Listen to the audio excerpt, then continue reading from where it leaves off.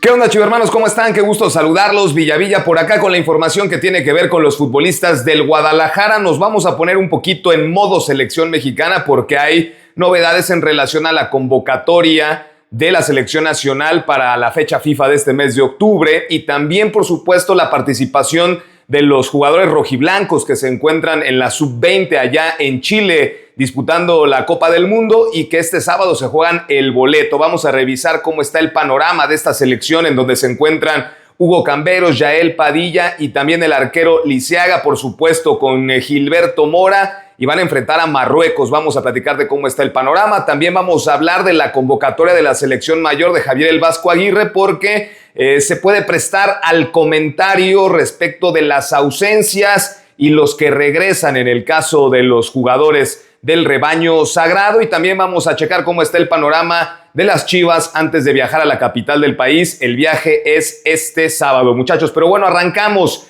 La selección mexicana sub-20 se juega este sábado el pase a los octavos de final de la Copa Mundial sub-20 que se desarrolla allá en Chile, y México va a enfrentar a Marruecos, los africanos que ya están clasificados a los octavos de final en este grupo de la muerte que compartieron Marruecos, México, Brasil y España. Marruecos le ganó a Brasil y le ganó a España, entonces tiene 6 puntos, de tal forma que Marruecos ya tiene asegurado el boleto a la siguiente ronda y además ya tiene asegurado el primer lugar del grupo, por lo cual queda un boleto directo y todavía la posibilidad de que uno de los mejores terceros, que el tercer lugar del grupo se coloque como uno de los mejores terceros. ¿Qué necesita la selección mexicana donde se encuentra Hugo Camberos y Yael Padilla para clasificar a la siguiente etapa? Bueno, pues el panorama está muy claro. Si México le gana a Marruecos, México tiene 2 puntos en este grupo. Si México le gana a los marroquíes, llegará a 5 y no hay manera de que Brasil o España lo alcancen. De esta forma, México aseguraría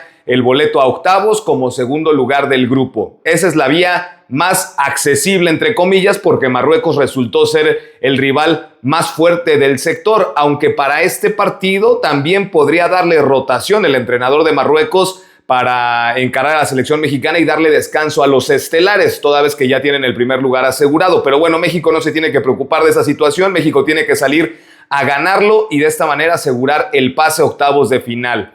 Si empatan Marruecos y México, la selección llegaría a 3 puntos. Necesitaría que España y Brasil también empaten su partido y de esta manera México con 3 puntos se colocaría como el segundo lugar del grupo y clasificaría a la siguiente ronda, dejando a Brasil y España prácticamente eliminados porque solamente tendrían 2 unidades, dado el caso que se presente el empate, ¿no? Si México empata y llega a haber ganador entre Brasil y España, bueno, entonces brasileños o españoles pasarían a la selección mexicana, llegarían a 4 puntos, el que gane, y México permanecería, en caso de empatar, con 3 puntos. Ahí habría que checar la diferencia de goles con respecto a los demás grupos del torneo para saber si México clasifica como uno de los mejores terceros de la competencia. Son 6 grupos y avanzan los 4 mejores terceros. La bronca es que ya hay grupos como el A y el B en donde tienen 4 puntos, 3 puntos y los que vienen, los que se van a definir también después, pues ya tienen acumulados ahí por ahí 3, ¿no? Entonces, terminar en tercer lugar no le garantiza a la selección mexicana clasificar a la siguiente etapa. ¿Y qué pasa si México pierde? Pues también podría clasificar siempre y cuando Brasil y España empaten y ahí checar la diferencia de goles con respecto a los brasileños, si hubo empate con goles en el partido de Brasil o España, ¿no? En dado caso, por cuántos perdió México, es decir, habría que checar varias combinaciones ahí para quedar segundo o para quedar tercero, así que nos espera una jornada bien interesante este sábado para conocer las combinaciones, pero de entrada México ganándole a Marruecos está del otro lado y no tiene que andar volteando a ver qué es lo que hacen Brasil y España. Ya si empata el partido México y Marruecos o lo pierde la selección mexicana, habría que voltear a ver los otros resultados, muchachos. Desearle el éxito, por supuesto, a los canteranos del Guadalajara, Yael Padilla, Hugo Camberos, que no han venido siendo los titulares, pero Camberos tuvo, me parece, una muy buena participación en el juego contra España, sobre todo, y Yael, que también ha tenido ahí su actividad. Lisiaga, el guardameta, tendrá que esperar chance porque Ochoa es el que viene siendo el guardameta estelar de la selección sub-20, así que ojalá que la selección pueda clasificar. ¿A qué hora es el partido?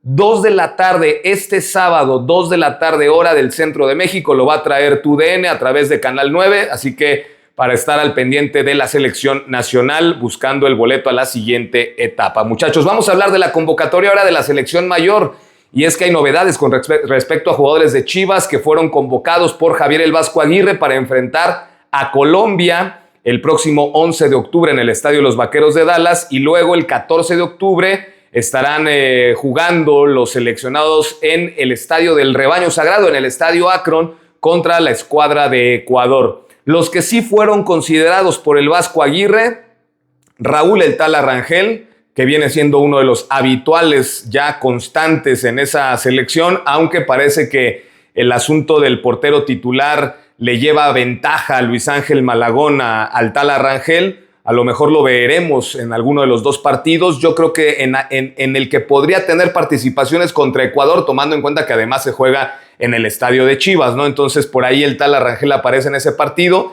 Y el otro que está convocado es Luis Romo, que regresa a la selección mexicana. Luis Romo ya tenía desde marzo que no va al combinado mexicano. Él fue era uno de los elementos que mayor confianza tenía de Javier Aguirre, prácticamente de los que más minutos en este tercer proceso del Vasco. Estuvo en la Nations League, esa que ganó México, ese torneo pendiente que tenía la selección mexicana de ganar. Bueno, pues Luis Romo prácticamente jugó todos los partidos de esa Nations y se consagró campeón con el Vasco Aguirre, pero ya para la Copa Oro no lo llevó.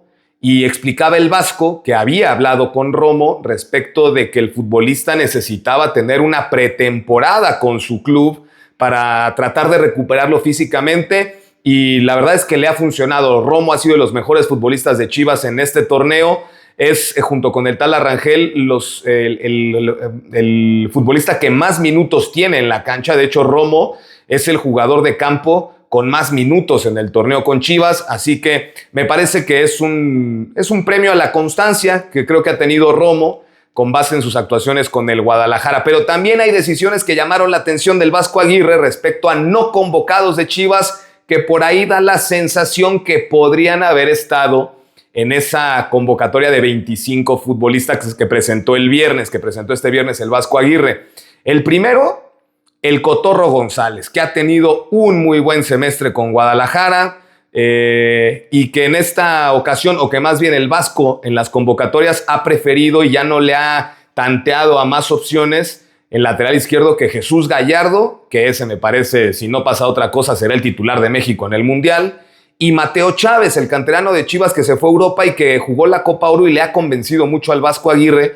Parece que Mateo va ganando esa carrera para ser el suplente de Gallardo, pero el Cotorro quedó fuera, ¿no? Y me parece que ahí González podría darse un tiro con Mateo Chávez sin ningún inconveniente, pero bueno, el Vasco ha preferido a Mateo Chávez. Otro de los que generó cierta polémica en las conversaciones entre chivermanos ahí en las redes es Diego Campillo.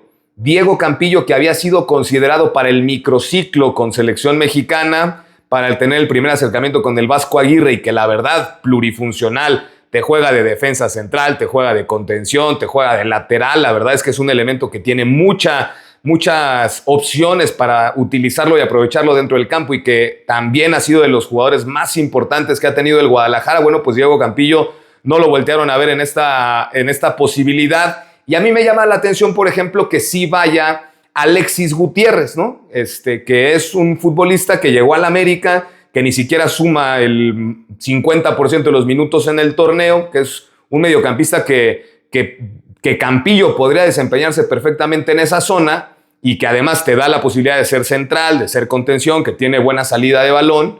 Y Gutiérrez va, y a Campillo no lo consideraron, por ejemplo. Yo creo que ese es un punto en donde habría que checarlo, ¿no? Desde mi perspectiva. Y el último que generó, obviamente, ahí sensaciones es Armando La Hormiga González. Se había hablado mucho en las últimas semanas si La Hormiga tendría posibilidades o no de ser convocado a selección a raíz de la lesión que tuvo Raúl Jiménez con el Fulham, un golpe que lo deja fuera de esta convocatoria. Por ahí podría haberse considerado la posibilidad de llevar a la Hormiga González, pero el Vasco prefirió, obviamente, el caso de Santi Jiménez, que es inamovible de las convocatorias y tendría que estar, y para mí tendría que ser el centro delantero titular de la selección. Santi Jiménez llama de nueva cuenta a Germán Berterame, que en la concentración anterior, en la fecha FIFA pasada, no lo usó de centro delantero, lo usó de extremo. Ahí ha perdido en una de las bandas. La verdad, Berterame de extremo, pues no hay manera. A lo mejor en esta ocasión lo utiliza como centro delantero porque no va otro 9. Regresa Julián Quiñones, que también lo ha usado por las bandas, no tanto de atrás del 9 o centro delantero.